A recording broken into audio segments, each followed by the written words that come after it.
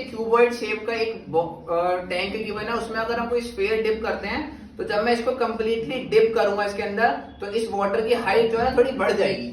ठीक है, अब वो कितनी हाइट बढ़ेगी क्वेश्चन में ये पूछा गया है और इसके में डायमेंशंस गिवन है। जैसे मान के चलो हमारे पास एक क्यूबॉइड गिवन है,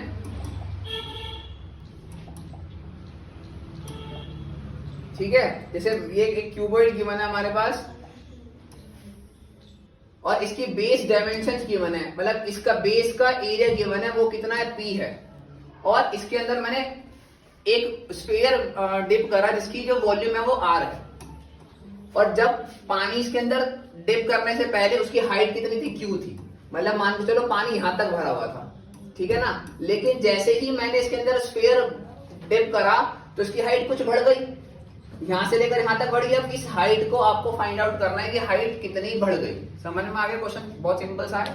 तो मैंने क्या करा कि सबसे पहले नीचे की वॉल्यूम निकाली कि कितना पानी इसमें भरा हुआ था, उसमें पानी कितना भरा था, P इंटू क्यू।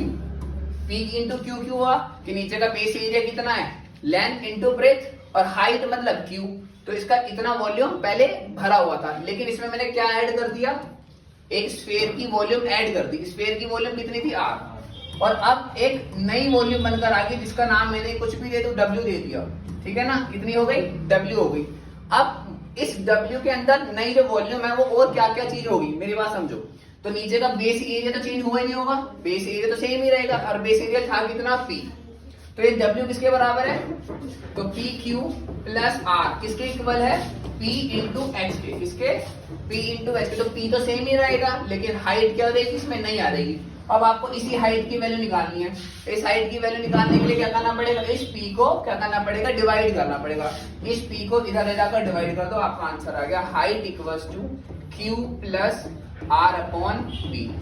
ये आपका क्या होगा आंसर, समझ में आ गया, बहुत सिंपल था। लेकिन अगर अब आपको डायमेंशंस गिवन हो, अलग अलग डायमेंशंस गिवन हो कि एक क्यूबॉइड है जिसका नीचे का एरिया गिवन है, लेंथ गिवन है 5, ये गिवन है 4 और इसमें हाइट जो थी हमारे पास 3 सेंटीमीटर तक की हाइट का गिवन था और मैंने एक स्फीयर डिप करा जिसकी रेडियस कितनी है, इसकी रेडियस कितनी है, 7।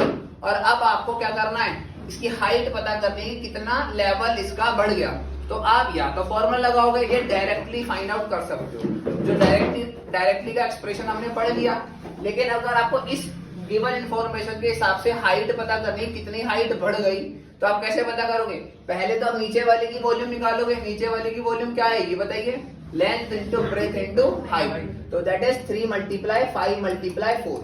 अब इसमें क्या ऐड कर दिया, बताइए क्या ऐड करा, स्फीयर की वॉल्यूम कितनी आएगी, 4/3 पाई, पाई के मतलब 22/7, आर कितना है 7 मल्टीप्लाई 7 मल्टीप्लाई 7। और ऐसा करने से अब टोटल वॉल्यूम कितनी हो गई, ये समझाना चाह रहा हूं। टोटल वॉल्यूम कितनी होगी, बेस एरिया तो चेंज होगा ही नहीं ना, तो बेस एरिया कितना आएगा 5 मल्टीप्लाई 4, लेकिन हाइट चेंज हो गई h। और अब आप उसकी हाइट की वैल्यू निकालने के लिए अब आपके पास अननोन वेरिएबल कितना है, सिर्फ h है और आपको उसको सॉल्व करना है। तो इजीली अब आपका सॉल्व हो जाएगा। समझ में आया, फटाफट मुझे h की वैल्यू निकाल कर दें इस एक्सप्रेशन